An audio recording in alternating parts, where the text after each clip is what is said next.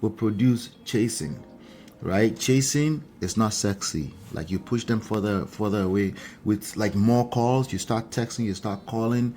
Sometimes you do over explanation. Sometimes you ask questions. So are you seeing anybody? Is this because of that dude? That is it because of your, like, are your friends teaching you against me? Is it your mother?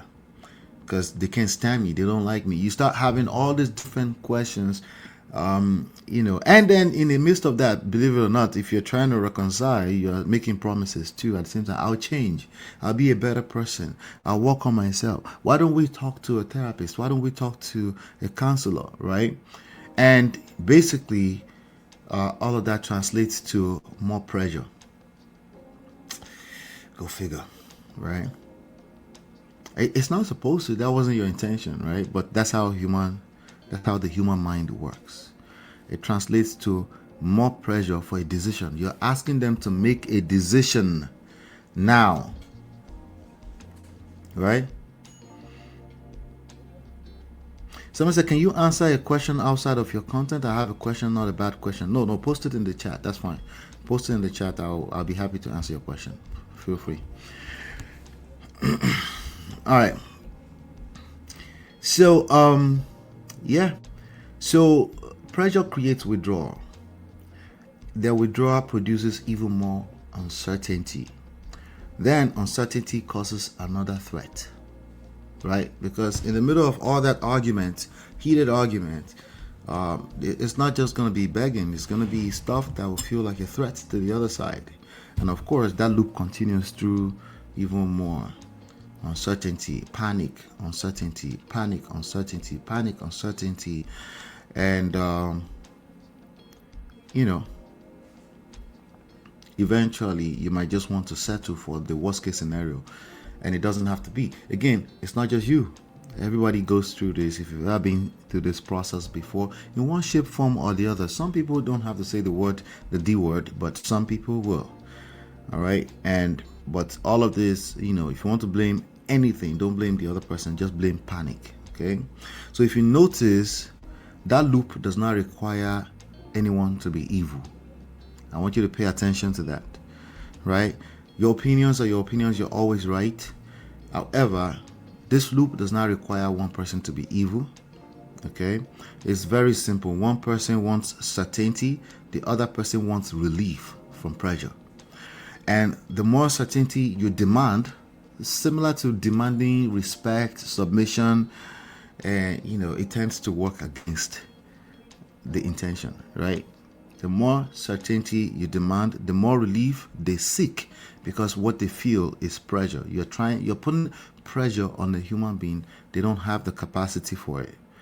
And so the more they withdraw, the more desperately you chase. It's a loop, it's a cycle that feeds itself until nature itself will break it, because it's not sustainable long term, or you break it so you can actually fix your broken marriage, save your marriage once and for all. And this is why intentions are not enough.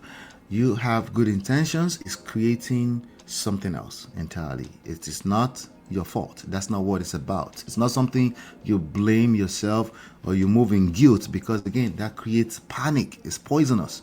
That's not what we're looking for, right? You're trying to save your marriage, but the emotional energy beneath your actions is fear. So nothing good comes out of that. Even though we produce, our activities in life generally create fear. But in spite of that, you need to, just like you do with your job, like people will sow seeds of fears in you, but you say, hey, I'm going to go after my dream anyway, right? Yeah, it's very similar when it comes to saving your marriage. It's doable. It's doable, of course. Okay? But you have to decide first that that's what you want.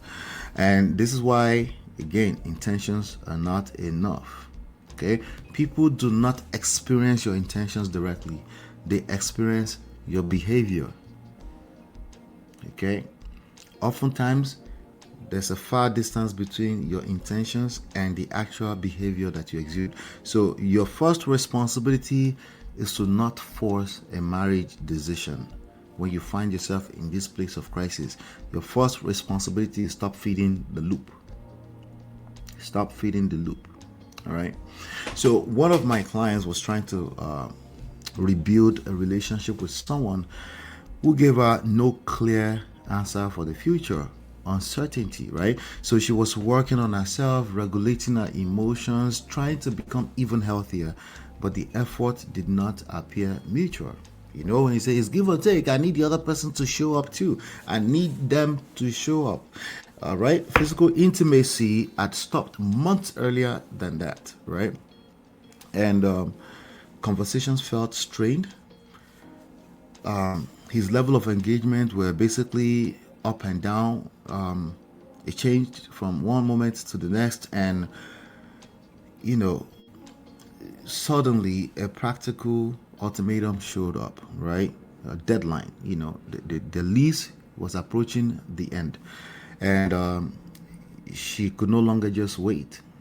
She needed a decision. So oftentimes when you're trying to pressurize your estranged partner into a decision, there will be justifiable reasons that you can point out that make you feel like you need to do that. But honestly, the real struggle was not the uncertainty, okay, about the rent. It wasn't about the rent or the lease or anything like that. It's just uncertainty, period.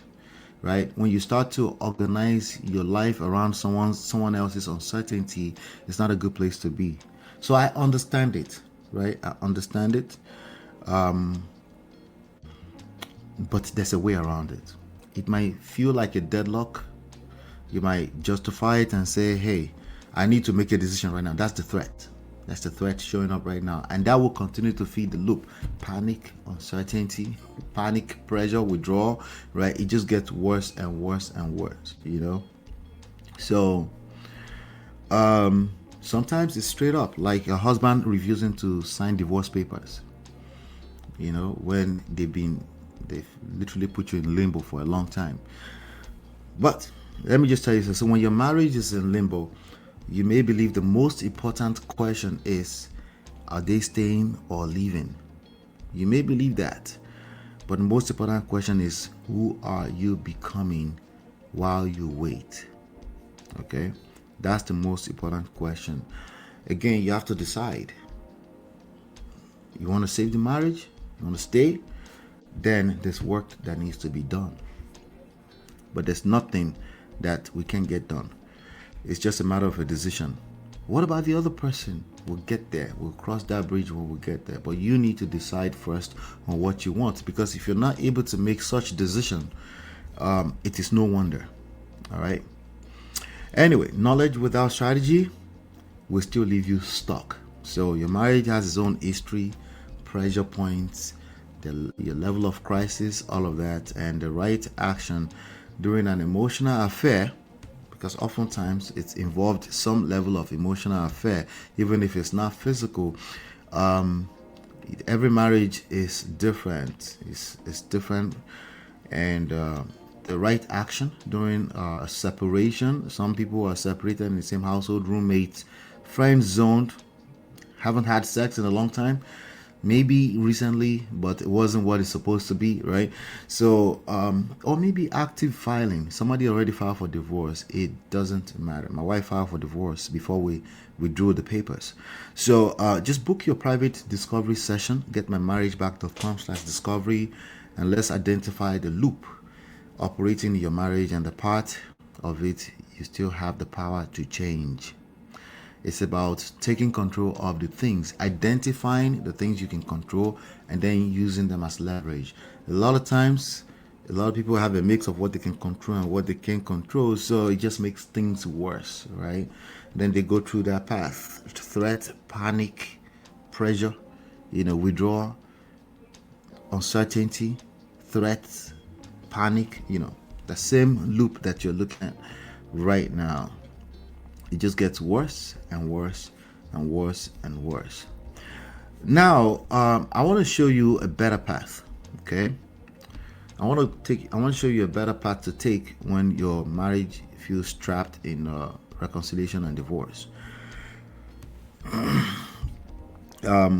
First of all, I want you to know that the quality of your life is being affected when you're going through this kind of stuff, right?